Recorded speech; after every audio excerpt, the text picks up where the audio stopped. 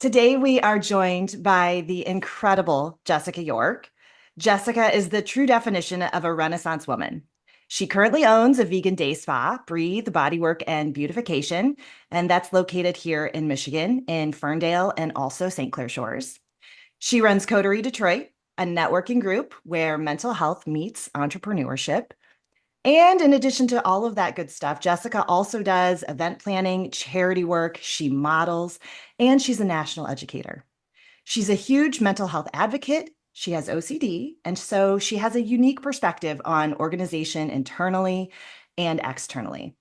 And on a personal note, I've had the pleasure of working with Jessica one on one and also attending her networking events. And I have to say, she is one of the most genuine people I've met along my entrepreneur journey. And she's also one of the biggest champions for business owners.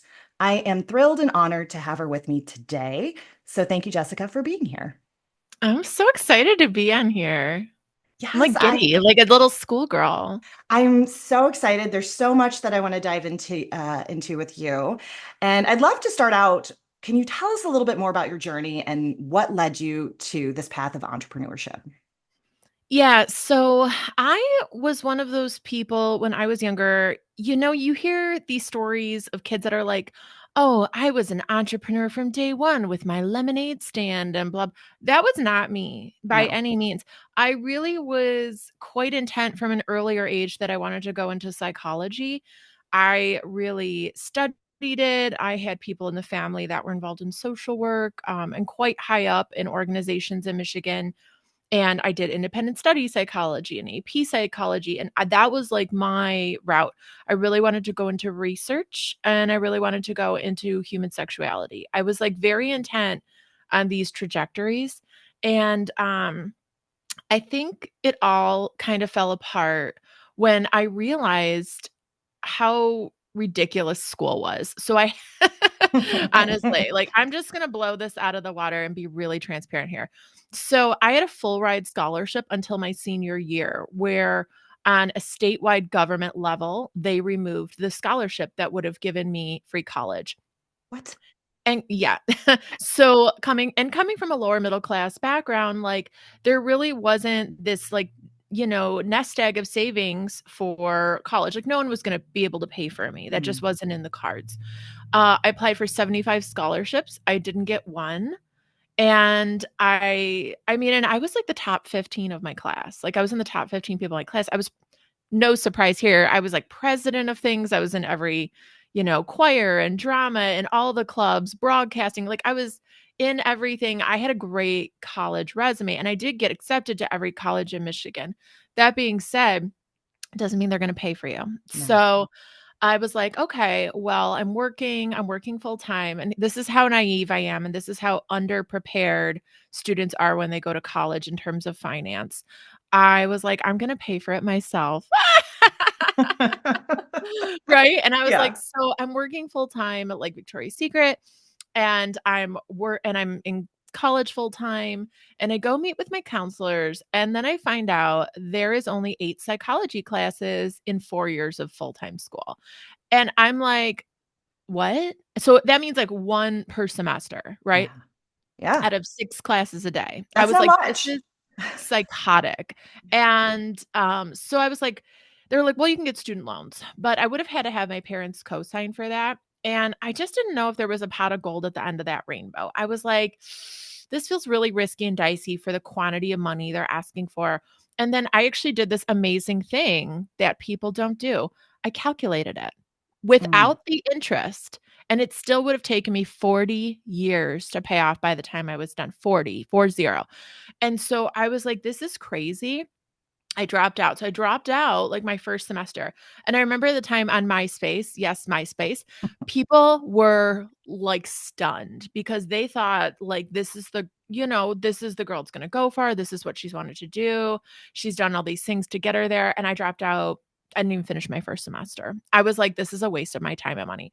So dropped out. I did some modeling. I went into bridal sales. So it was kind of on this like sales trajectory.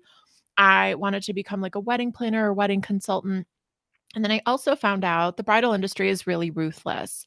So even though like modeling was good back then, But it didn't pay a lot and it was infrequent, especially in Detroit. And so I was like, I'll just be a wedding planner, but people steal your commissions Oh all the my God. time. So I quit that as well. And I'm like, okay, what am I going to do? I can get another job. That's not an issue. I've been working for a long time. Um, and this is mind you, I'm 19. All this is by 19 years old. And so I was like, I saw an ad in the CNG newspaper. I feel like I'm really dating myself here. And it was from massage school and it was like $14,000. And I was like, this seems like a reasonable amount of money. Like, if I don't like it, and I loved holistics, I love esoteric stuff. So I was like, okay, I'm already kind of dabbling in that. Like, if I hate it, I'm only out 14K. Like, I can pay that back in like 5 years or whatever. So I went in and honestly, I was just kind of naturally good from day one.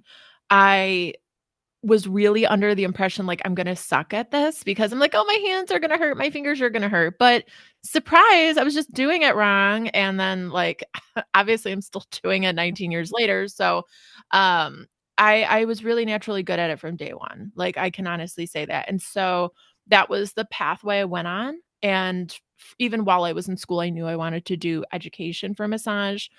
I had some 2/3 of my schooling was really, really great. Like, I mean, beyond excellent compared to other people, but the other third was awful. And at that point, I really decided I'm like, I don't ever want anybody to have that kind of experience in their massage education career. And so, I stayed in the industry for a very long time. I was technically like working for myself, but there was a lot of like gray areas and misclassifications along the way.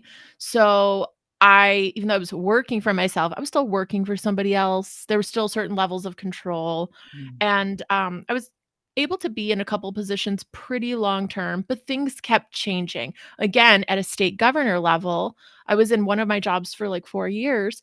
The governor comes in, brand new governor, and is like, okay, teachers insurance is pretty much getting the kibosh now. And now you can't get massages until you reach your deductible. So I lost my entire clientele overnight. Oh. And I had to start from scratch again. So I've had to start from scratch a lot of my career.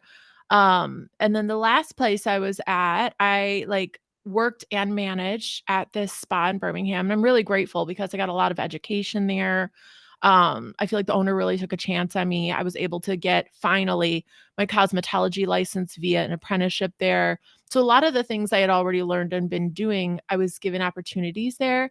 She decided to close down during COVID, which I definitely don't blame her. And then at that point, I had pretty much any job offer I wanted. I had about 10 job offers to manage spas, which was interesting that people knew about that, that aspect that they're like, oh, we want you. You're a great manager. Like, we want you. So that was interesting to me. But I had also built up 7 years of clientele, and you can't just throw that out the door. So I decided to open up my own place. So I went in, 14, I'd already been doing it for 14 years before I opened my own place. And I'm grateful because a lot of people tend to do it too early.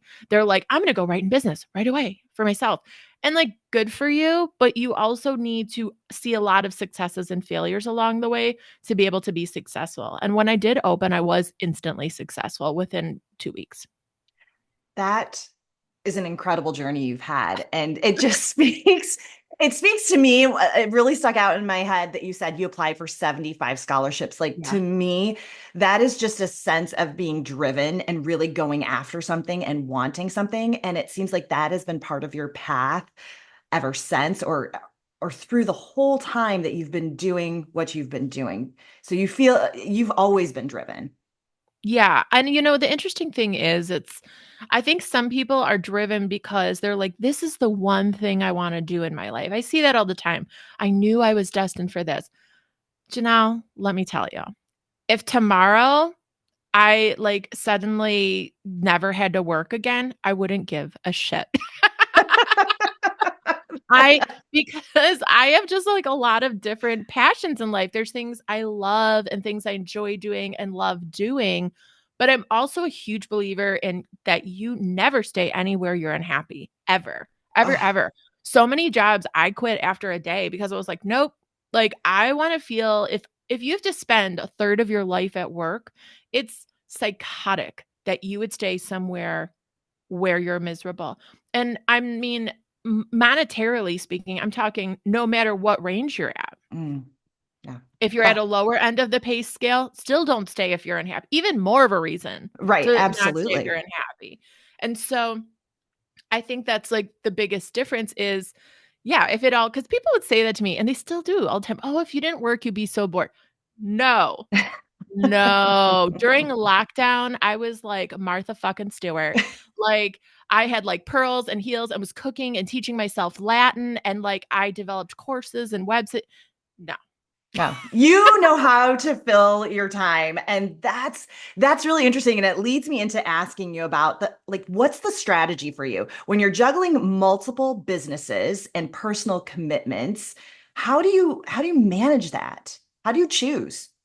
I'm kind of a sprinter. So like I'm really lazy in the morning. I'm trying to get a little bit better about getting back to the gym and I'm trying to get a little bit better about like doing a couple chores in the morning.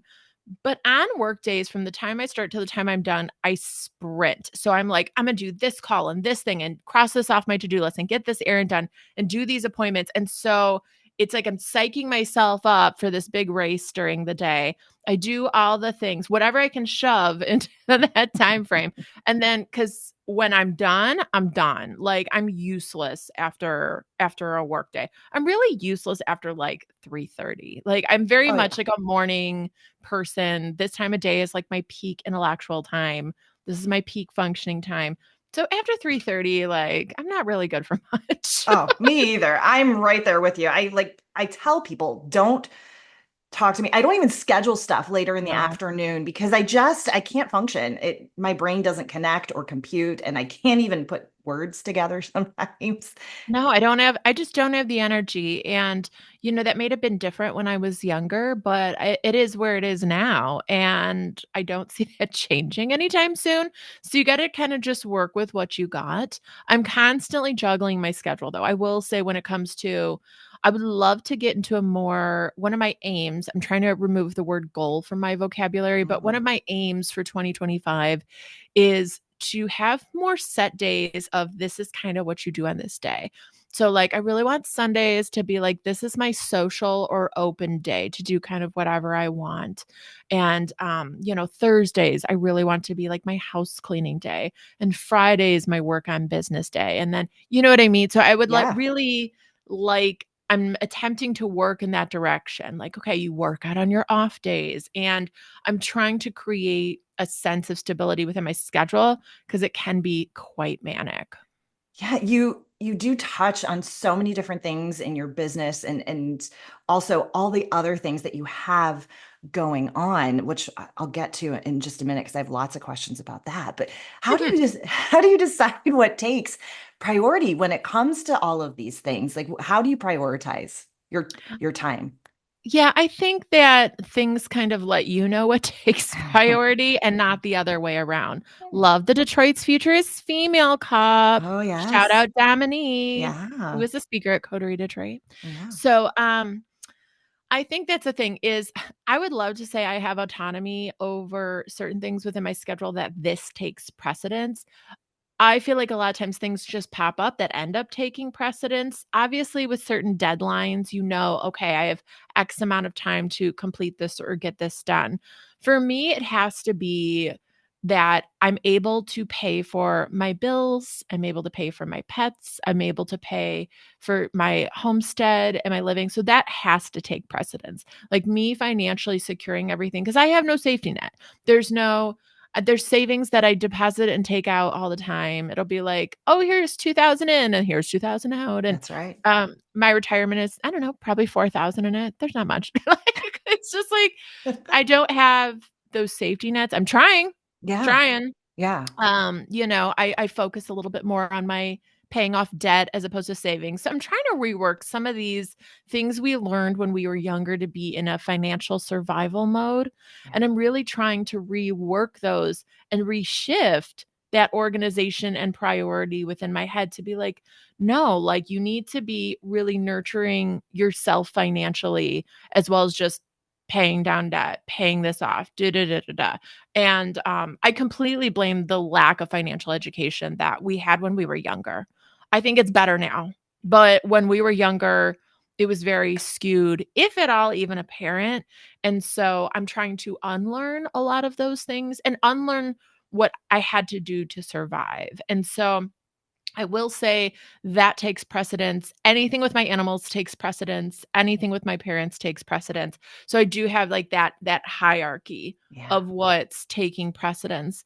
And after that, everything is optional to me. At this point right now, moving into the next year, I really want, if it doesn't like ding my bells, which is like the way to say like really like make me happy, bring me joy, bring me Yeah. creativity, inspiration. If it doesn't do that, if it doesn't fill my wallet, or if it doesn't align with my ethics, it's just simply not going to happen. I'm not interested in just making unnecessary connections if they don't feel good. I'm not interested in going and not working if it doesn't bring me a sense of joy or peace or camaraderie or whatever. Like I'm not doing things for the sake of doing them. I feel like I have done that within the past 4 years because it made sense. But now I feel like I'm at the point where, okay, I've done the sampler platter and Hmm. now I'm pulling back and honing in. The goal of 2024 with me, oh, stupid word, goal. Oh, it's so hard to unlearn verbiage. The intent of 2024 with me was I had created a lot of opportunities for myself. And this past year was seeing what doors do I want to walk through? Right. So now Yeah. I've decided, and then that's what's going into 2025 because it's not an overnight process. I think too often we're just like, okay, I'm going to make all these habits and changes, and here they are, and I'm going to commit, and everything's going to be perfect. And it's like, no, No. it's a long process. For sure. And I really love the idea of what's in it for me, whether that Mhm. be, you know, networking or business wise. Like there's got to be something that I'm going to get out of this in order to Mhm. participate or make it a priority. And that really sounds like that's the aim for you. Yes, the Yeah. aim. But- Um, and you have to do that. We're too often. And I completely admit I'm on this train. So, like, I was thinking the other day about like the boss babe mentality, right? And there's a lot of trying to turn that on its head and like removing some of the masculine energy and all that. And I got to say, I do resonate with that. I'm a really stern person in terms of like, I feel like I do have quite a bit of masculine energy with my like go get 'em kind of attitude. But like where I succeed is in my feminine intuition. And so I'm like, I was thinking this morning, and I'll probably make a reel about it at some point or something, where it's like, instead of a boss babe, I want to be a this. I want to be a this. I want to be a this, right? I want to be a visionary. I want to be a creative. I want to be self-preserving. I want to be peaceful. I want to be a companion. Like we get so into like the image, Yeah. right? And then Yeah. we feel like we have to live up to that image all the time. That's a lot of pressure and it's overwhelming. And while I still love like the boss babe aesthetic, I love a hot pink blazer. I love like knowing everyone and being like the go-to girl for everyone. Like I still love that. I don't want that to be my identity ever. I want that to be a piece of it, right? For sure. Like here's one of my personalities. Like I pretty much just want my multiple personalities to like all kind of jive together and sync together. Oh, that is so good. I really think that a lot of people can resonate with that because I think there's an idea when you say boss babe, like what that looks like to people or what that means to people, but being so much more than that and really spelling it out. What are those different pieces that you want to bring to the table as an entrepreneur and as a woman? And we all have different needs.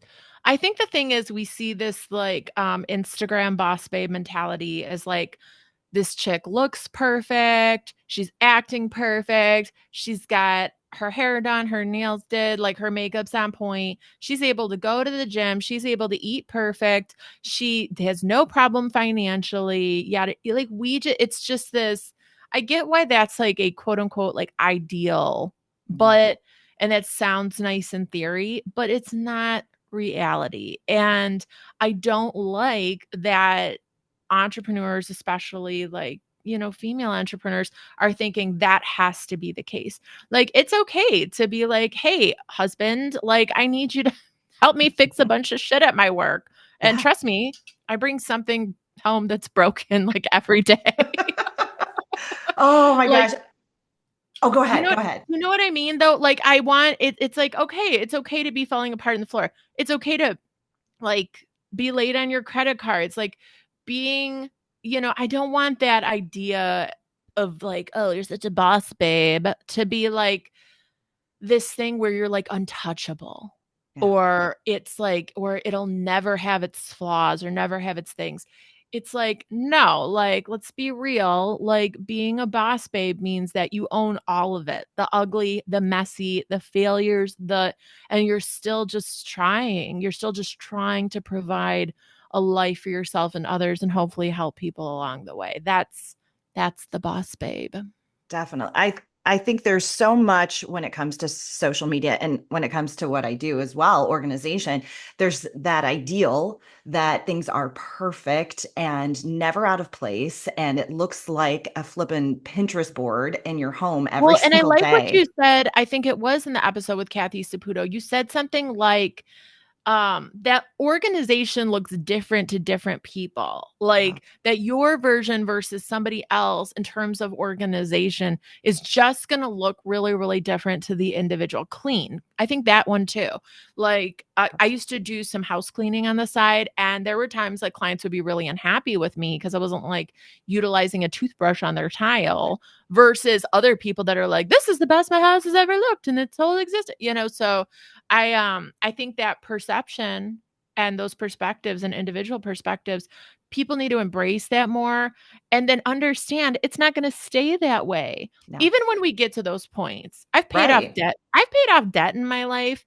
Do you know how long that lasts? Like the longest I've ever been able to maintain it was 6 months, and I was proud of the 6 months. And that was Yeah. pre-inflation. So since inflation, I paid off debt another time and it lasted maybe a month and a half at most. And so it's the same thing with your house and the same thing with your office. You're going to be using things. It's not going to Right. stay flawless. That's I think Absolutely. that's a crazy ideal to have. Like it's not going to stay that way unless you're simply not using it. Right. We all live life. We all live in our homes, and to have the expectation that things are going to be perfect all the time, it's not reality. And I think that the more that we can hone in on that and share that with people and really put it out there that this is not what you can expect on the daily. I think it's really important to keep reiterating that point. And And identifying what feels healthy for you. yeah, So if like I know when my space is disorganized, what feels unhealthy to me versus what feels healthy. And healthy does not mean perfect. In fact, sometimes when I've really gone above and beyond to clean or organize or whatever, I start panicking when things become disheveled. So it's almost like there's this middle ground sweet spot where it's like, I'm living in this space but it's also not chaotic or messing up my mentality. yeah. So let's talk for a minute about you're someone who struggles with OCD. Yeah. So, how does that come into play? How do you manage that when it comes to organization of your time, of your space, and how does that all blend in together? So OCD also growing up, also dating myself, was very much like oh, you wash your hands a lot. Right? Like you're a germaphobe and that's OCD. So I didn't know I had OCD because I didn't have those types of compulsions, Mm, right? That was not my theme. A lot of times with OCD, we'll talk about having a theme and that's what you're obsessing about. And then the compulsion is to try to eradicate that, right? So with me, my OCD theme was worst case scenarios. So very much I had a lot of plans when I was younger. And people just thought I think I had an active imagination, but really it's me planning for every worst case scenario on the planet. I still do that. So and it's what goes through my head all the time, all the time, all the time. Granted, I am a great person in a crisis because I literally just pull out the files in my brain or literally on paper. I pull out these files of if this happens, this is what you do. So I'm great in a crisis. Um, but it did get the point where I ended up being diagnosed. It was a late diagnosis. I was misdiagnosed with borderline personality disorder in my teens. And then I ended up getting a later diagnosis. I think I was 23 when I got diagnosed. And I went in for migraines actually to this neurologist. And I was having migraines 7 days a week. And I was having nightmares 7 days a week. It was really interesting. And he was like, "Do you have OCD?" And I'm like, "I don't think so. I don't do these trademark things. Yeah. I'm not like da da da da." Da." He's like, "Okay, it's not like just that though. Here's where here were the things that weren't being talked about. I had 7 different planners, 7 a Yeah. day. Yeah. 7. I Mm. had lists everywhere. Lists and lists and lists and books and books and books and journals, and I call them like do all books where you're doing all the things, and they all had their place. My schedule was everything to me. So time is a very big one for me. When obviously with massage, it's appointment based, right? Yeah. But someone would cancel their day or someone would cancel their appointment and my brain couldn't readjust fast enough to deal with it and I would cancel my whole day. Like I just couldn't function with that change, right? So that's where my OCD really was. It was like these worst case scenarios, making plans, right? Like and then when things were disrupted, not being able to cope with that. Like there was a lot of that. So the neurologist is like, okay, like do this little test. Let's see where you're at in the scale. And I was like off the scale. And I had like everything. It Oh, just was manifesting really different than other people. mm. So then that was the first time I was medicated. And I'm not medicated now, but at the time it did really help Yeah. and allowed everything to just kind of slow down so I could focus more on the things I wanted to focus on. But also be aware of what I was doing too. Just giving you that space to be aware that you have 7 planners, Jessica, and you cancel your whole day when one bad thing happens. And that's still a struggle for me to this day. That I'll be like sometimes like, what do I do? Especially if it's last second. Like, oh my God, what do I do? What do I do at this time? And you get that weird like decision fatigue or Yeah. procrastination or because you just get stuck in your head, like, and you do nothing and then you feel bad about it. And so I think that there's advantages because I am quite neurotic about things, and there's advantages to my level of scheduling and organization for running a business. I think Mm. that's why I was a good manager. I probably would be a great personal assistant for people because I have all that mentally going on all the time, but it means it was really hard for me to learn how to be more flexible as well. Wow. And that level of awareness, just being aware that that's part of who you are. Mhm. I sometimes think that I work with a lot of people who have ADD, ADHD, and for people to be aware of that and to be able to find tools for themselves to help work around or manage those types of things, I think that that's such an important part of making life a little bit easier for yourself. Well, and I think it really kind of came to a culmination head in October this year. So I'm a big planner girl, big planner girly, never Mm. not going to be. I use Erin Condren. That is my planner. Oh, That is my oh. planner check. My pens from Erin Condren, love them. So you know, I you know. know. No. They're like these like $85 planners. I don't care. It is worth it because it's exactly the way I need it to be and the structure I need it to be. And it just helps me like be efficient with my life and time. So in October when my car was stolen and all my work stuff was stolen, that means my planner was stolen. I realized I had no idea what was going on. I was like, I actually have no idea what my plans are. I have no idea what anything is. I have no idea about dates. I don't know what bills are paid. Like Oh, good. nothing.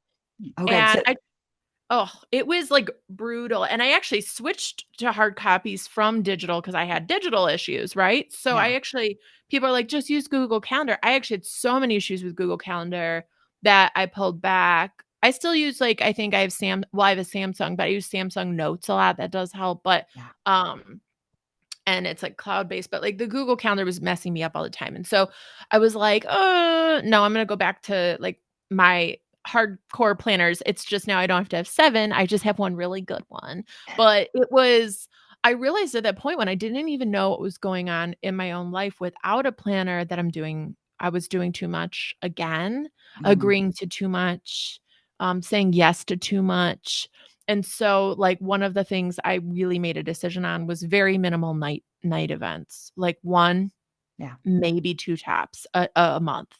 because I'm like, I don't like being out at night anyways. I have a senior dog. I really want to make sure I'm staying with her and having a lot of time with her. And that's when I see my husband for like, 15 minutes a day. Like, I mean, like that needs to be like that time. And so that was a big one, realizing I actually have no idea what's going on in my own life. It's not even holding resonance. So that was a wake-up call. That was a wake-up call for sure. But I am an Erin Condren girl, man. I Love am a it. planner girly. Love Mhm. it. Side note, and I told you I was going to try not to squirrel out, but I'm going to tell you this. So, in September, I was in Austin, Texas for an organizing conference, and it was actually held at Erin Condren. And so, yeah, I know. Sorry, I just was like, So I got to go to their flagship store, which was so cool to see all the wait, planners. they have a flagship store? They do. That's like Mecca. I so it was incredible to be able to like touch all of these things and see them, and they can actually customize any journal or planner for you in the store, which was very cool. And we also got to hear one of the speakers at the conference was the CEO of Erin Condren, and her uh, presentation was phenomenal. It was all about planning and setting, sorry, goals Mhm. for yourself and how she incorporated that into her daily life. So it was very interesting. It was great to hear from. And if you ever get a chance to head to Austin, I check out. am going to Austin this next year. So the creator of Badass Body Workers lives in Austin, Texas. And so my goal is apparently now to go to Erin Condren because I didn't know that was in Austin, Texas. And then I really want to go to a class from Adrienne, which is like the YouTube channel Yoga with Adrienne, and she Ooh, owns Find What Feels Good, and she's in Austin. So I think I need to make this trip happen. I think this is the third sign. I know Rebecca from Badass Body Workers has been like, "When are you coming to Texas?" And so this might have to be the this is deciding it. factor. This Yeah, is the it. trifecta. I think, yeah, the universe is telling you this is where you It need to is. be. I haven't Absolutely. opened my 2025 planner yet. It is sitting in a box looking at me. It's on my list for the month. I did have a backup planner. My mom got me a backup planner. So I'm utilizing that till December. But I Erin Condren. And a client of mine told me about Erin Condren. And I was like, yes, because I was bouncing around through a lot of planners. But I like that it divides them into 6 month segments as well. Yeah, yeah, definitely some great stuff. I'll drop the link for Aaron Condren in the show notes too, so people Oh can my check it gosh, out. yeah. So, so talk to me a little bit. I want to jump into um, you've co-founded an incredible event, the annual Ferndale Wellness Fair. I'm like, which event? But I know there's so many. I'm like, I've got like 3 or 4 I'm working on right now. So I'm like, huh? Which one? So yeah, you always have so much going on. So what advice would you be able to share about organizing an event and collaborating with other business owners? Like this was just our topic at Coterie Detroit last month, which is Mhm. such a great topic. So I'd love to share like some of your insight into what it takes to put together something of this magnitude.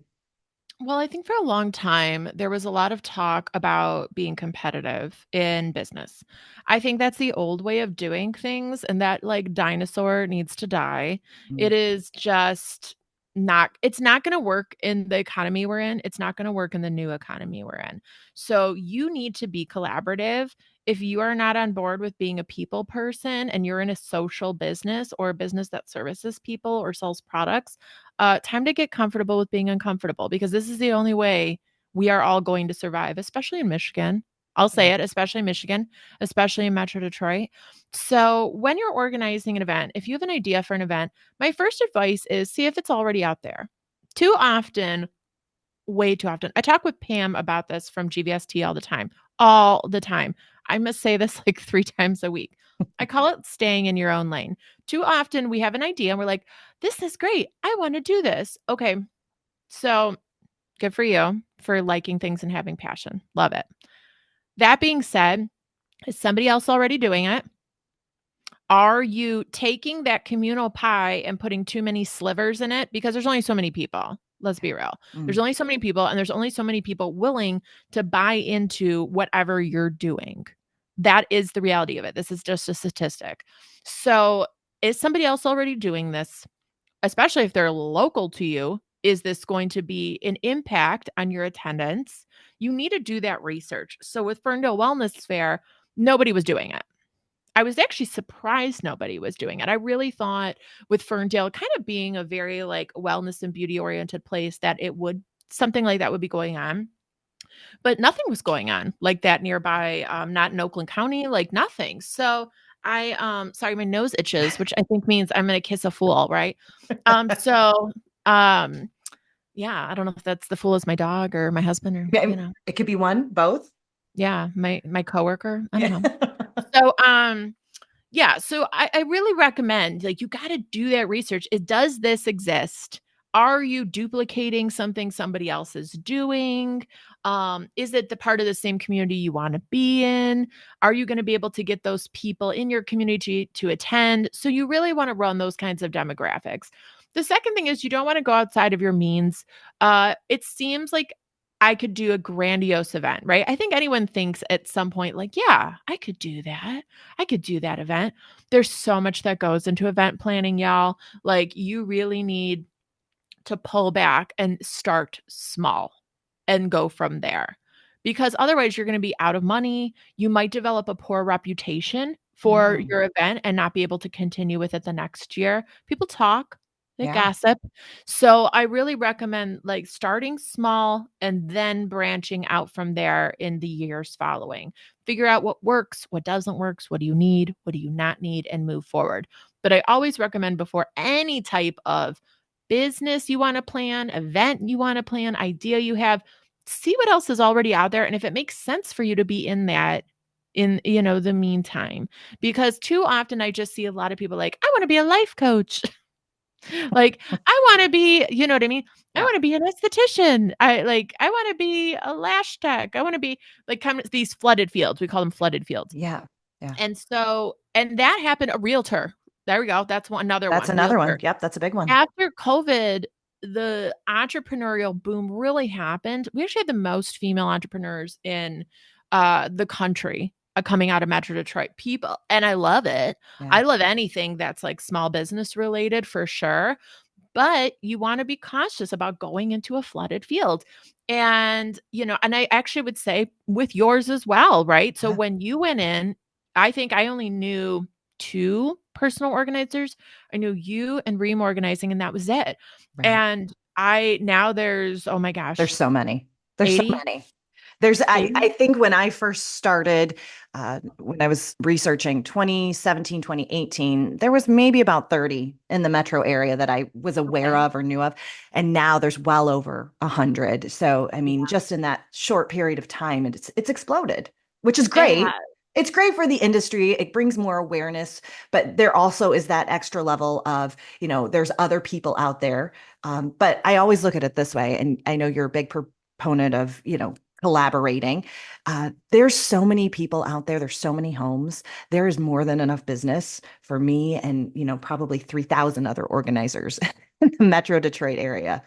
And maybe if that's something to like really say you're out there and you're listening, you're like, I want to be a professional organizer. I'm really good at this, yada yada. Like go in and see what's already out there and then find something that people aren't doing. Right. Yes. So maybe it's a niche. Maybe you niche that down. Maybe you only do offices or home offices. Maybe you're like the laundry room queen. I don't know. But Yeah, I think it's helpful to maybe find what's not being done and then fill that gap instead of just trying to duplicate what other people are doing. I think that's really essential and important because I mean, honestly, it's just going to make you more money in the long run. And you're not going to be, again, cutting up that pie too thin so that nobody's doing well, right? That's the risk. The definitely. risk is nobody does well. And Right. so, I think that's something to consider when you're going into anything event or business wise. You have to start there and start with that level of organization. And I get that question a lot for people. They're like, well, what do I charge? Well, what do I do this? Do your research. Go look. Look Yeah, within a 10 to 15-mile radius of where you are, write a bunch of things down, and then really look at their stuff. Look at their social media. Look at that and be like, okay, how do I fit into this world? Yeah. And that's just the beginning. There's so much work that goes in behind the scenes of being a Mhm. business owner.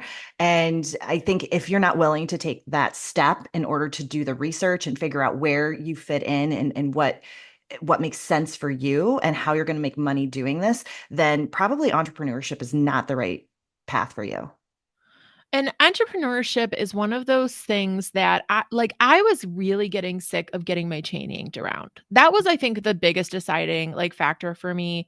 I knew at some point I was going to have a business of my own. I did know that. And from a very young age, I was still studying and dabbling with that idea. I had studied a lot of books on entrepreneurship because I didn't go to college, right? Yeah. So I Yeah. studied a lot of books on entrepreneurship. I read business books, I read financial books. I did educate myself quite a bit. So by the time I opened my own business, I was really ready. I had put in that work and education to do well. And in this coming year, I am 99% sure I'm getting into this program. I'm not going to name drop it on here, but it will really help advance me in terms of business and fill in those gaps educationally. Yeah. And so I'll feel, I think, the most well rounded and secure moving forward that I've been. So, what about other resources that you're willing to name drop? Are there other things Mhm. that you feel like are really great for business owners to learn about or know about or to have in their back pocket to help them with their journey? Yeah, don't drop your education at all. Like if there are educational lectures, if there are educational seminars where you can actually be with people like in person, not just digitally or virtually, but in person as well, please go to those because every single thing I've ever been to, I've learned something. Even if it wasn't a lesson I remember, it might have been a vibe. It might have been an impression. It might have been something that I want to take with me. So do not like back out on that in-person education. I think too often we're like, "Oh yeah, I'll just do like a Udemy course or I'll do this like little I'll watch some YouTubes." Oh my gosh, no. Go. Go be in person. It's going to be good for your business anyways. I tell people do find a home networking group that you're like, "I love this. This is my devoted one that I feel comfortable with. I feel like I can be myself, be transparent with." And then do something else a month. Like something new, a new topic, a new location, a new group, a new range, and really do that. Um, I find a lot of things via Facebook groups. At this point, my Instagram algorithm is pretty tuned in, so it's sending me things, sending Mm, me suggestions. But I do still utilize Facebook groups. I would never utilize Facebook if it wasn't for groups. So if anyone's out there app developing, that's really all we want on Facebook. Like all we really want is the groups. So eliminate everything else. yeah, because it's like little research pods. And even then, I mean, you still get jerks on the groups, but there's a lot of like research pods when you need referrals, right? Oh, When you yes. need, you're being tapped into the actual purpose of social media and social networking. So I'm a big Facebook group girl. I'm not a TikTok girl. Me Never gonna either. be, never have been. No. Um, I really believe in finding things within your community and starting there and getting bigger with it. Like too often, I think we focus on big pictures. And I am as old school, like I'll print up the flyers, put them up at the library. Like if you can get them in like the little local magazines, I'll put them up at coffee shop community boards, like things like that. People see stuff like that. It's not like they don't see it still, especially if you're catering to a little bit of an older demographic that's not wasting all their time on social media. Yeah. So that's you want that to make sense as well and tailor your marketing approach to the age demographic that you're working within. Because if your age demographic is somebody with a lot of disposable income, that's not someone in their 20s. No. Like, No. so you need to tailor your marketing towards that age group to be able to be successful. I think I mentioned earlier that I like use Samsung Notes quite a bit. Yeah. Quite a bit, like on my phone. That is a super little handy dandy quickie thing for me to do. And just because a lot of times our memories are all not good. I'm Oh, not sure if it's all the blue light or the water fluoride or I'm telling you. whatever. I just Like I did don't a newsletter on this. It's so yeah, incredible. And that's because we yeah. take in so much information every single day. Like it's something crazy, like 34 gigabytes of information per day that we're all absorbing. And so there's always going to be things that we miss or forget. It's sometimes I always have to remind myself, you're not losing your mind. You're not in the Yeah. early stages of Alzheimer's or dementia. This is just a lot that we're taking in on a day-to-day basis. I, It's too much. And I yeah. mean, I was thinking about that earlier, like this week is okay, like I'm on my phone right now and I'm scrolling Facebook and answering things that are probably good for my business. I always have business in mind with that. Mm. And I'm like, but what was I doing when I was a kid? Like, what was I doing when I was a teen? And how can I get back to that? Because my Yeah. brain is soup. And as it is, it's soup. And then on top of that, in 2019, I had like 6 hours of seizures and yeah, from birth control, super fun. And then I was misdiagnosed with panic attacks because that's fun. And so they didn't catch any of them. So they didn't stop them. Right. So it was like about 6 hours. And I was left with some permanent short term memory damage. So Samsung Notes is like my jam because Yeah. if it's something that I know I might forget later on, I need to put it in now and just have it to have it. Right. Oh my gosh. Yeah, I have to put things in there sometimes as soon as I think of them. Like I'm always thinking of topics for this weekly email that I put out. And if I don't get it down, like poof, it's gone. It Yeah. literally it resides in my brain for about 3 seconds. And then if I don't get it down on paper or in my notes, I'm a big proponent of notes. I think that's a really great piece of advice. I do have to, and I was so sad because the work stuff that was stolen from the car. So Yeah. I always have like what I call an idea book. This might be something that I'm not bringing into fruition right now, but might be in the future. And my idea book was stolen, and I had every idea I've had for 5 years, Oh God. or no, 7 years. And That's so heartbreaking. that was the hardest thing out of everything that got stolen. That was the one that killed me because that's like a part of you, right? Sure. So I did start a new idea book and I actually carried it around with me. So that might be if you have things that you don't want in a regular planner or it's too much to put in like a phone. That would be like, okay, here's a project I want to work on. I'm making a dance list, like choreography list. I'm working on this event. I've got like a big schedule of people to do and I have individual notes for that or notes for a project I'm working on. So anything where I have like creative endeavors, I do have an idea book and I carry that around with me. And that's really helpful because it doesn't like clog up your planner, but it's still organized enough that you can refer back to it. So I did start a new idea book. Oh, I love the idea book. I didn't realize that until you just said it. Like I have an idea book. I actually probably have more Mhm. than one. But Mhm. it's great to have that outside of your planner because you're right. You can put things in there that you can put a little bit more meat to, And it's versus, condensed. It's still yeah. like this is where it is and this is where it lives. And maybe it's stuff that there's times I would pull back from in my idea book. I mean, actually one of the ones that I'm doing, I think I started 5 years ago and I'm just doing it now. So it's good to have that documented because sometimes you have great ideas, but the world isn't ready for them. I think we've all done things like that where we've done something and it was like definitely not the right time. And then several years later, it's all the rage. I think that happens quite a bit where some people are a bit ahead of their time. And people have told me that a lot of my life. And so, because I'll get really upset when things don't work out in terms of events or workshops or whatever. But then years later, it's all anyone's doing. And then I'm mad. And then I'm bitter about You're like, it. that's my idea. I had that Like, idea. yeah, like no one came to this one 5 years ago. Like, Yeah, whatever. whatever. Oh my gosh, I could literally talk to you for hours. So, but we do have to start to wrap up a little bit. So I have some Hmm. wrap up Q&A that I like to ask all my guests. Okay. So I would love to know one thing you wish you would have known starting out. Ooh, that's a hard question. Okay, one thing I wish I would have known starting out is whatever you think economically the world is going to be, like once you think you have everything figured out financially, it's going to change. Like it's going to change 27 times. So my advice for anyone starting a business is to have an emergency work savings account that you start from day one that you start depositing into.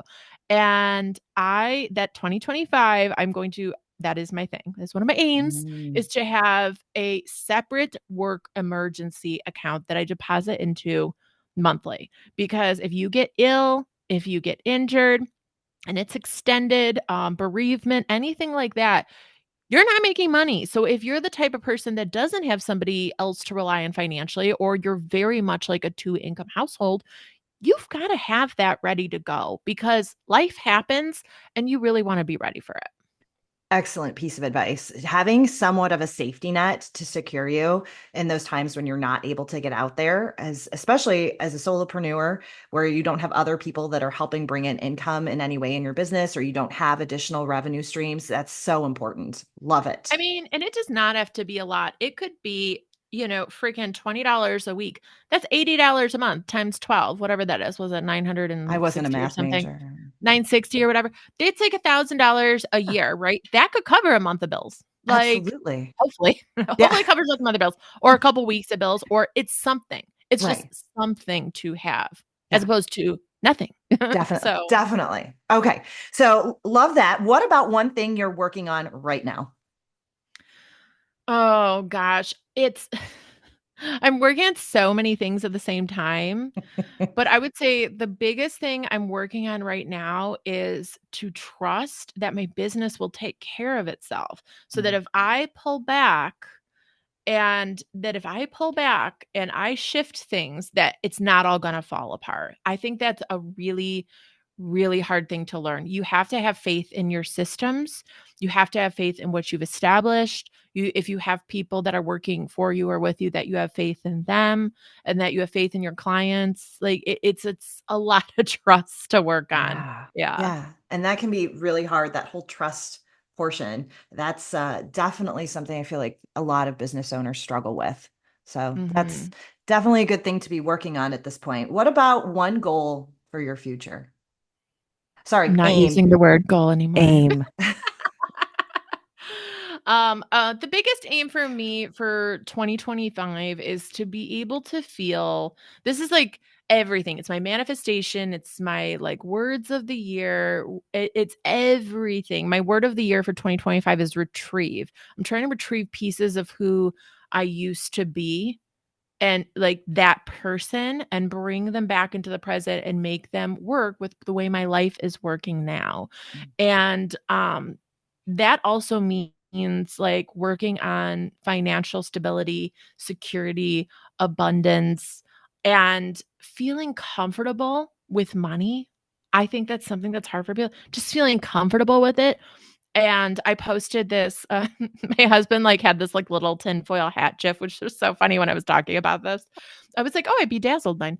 But it was very much about, like, the law of divine compensation, which was a book Marianne Williamson wrote.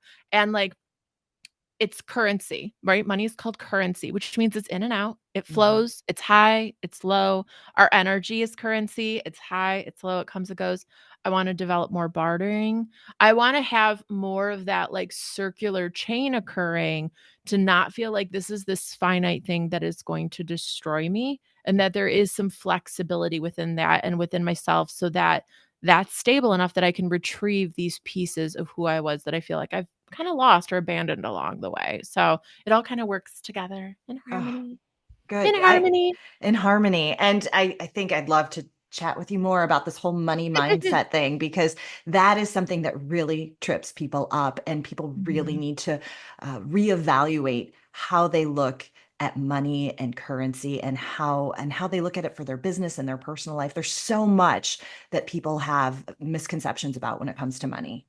Oh, yeah, definitely. Oh, well, listen, I am so thrilled that you were here. You shared so much great information. Where can people find you? Oh my goodness. You can find my vegan day spa at breathebodyworkandbeautification.com. On social media, it's at Breathe Ferndale or at Breathe East. That is the St. Clair Shores location. It is a spa annex inside of Greater Chiropractic. And then Coterie Detroit is Coterie, Coterie Detroit. And that is on social media as well, or coteriedetroit.com. And through those things, you'll find all the random stuff I do along the way. I would say the next event that totally goes hand in hand with this podcast is our 2-year anniversary for Coterie Detroit. And it's a manifestation collage and annual planner event. And I'm going to have a vegan charcuterie board. It's going to be a GVST Wellness November 30th. It's $30 and there's only 12 spots available. So it's definitely a good one. If you're somebody that doesn't like vision boards because they're clunky and big poster boards, or you want to make sure you're getting a start into the new year, I'll be dropping some awesome planner templates, self-care seasonal plan templates, uh, business planning templates. It's going to be a really good, profound event where we're just going to be comfy, cozy, and feel good going into 2025. Like, God forbid, like Yeah. we actually feel good. Right, right. No, it's the perfect time. So thank you for sharing that. It's Mhm. Coterie Detroit is an amazing thing that you have created for us as entrepreneurs. So thank you so much for that. Thank you so much for being here. It's been a pleasure. Thank you for having me.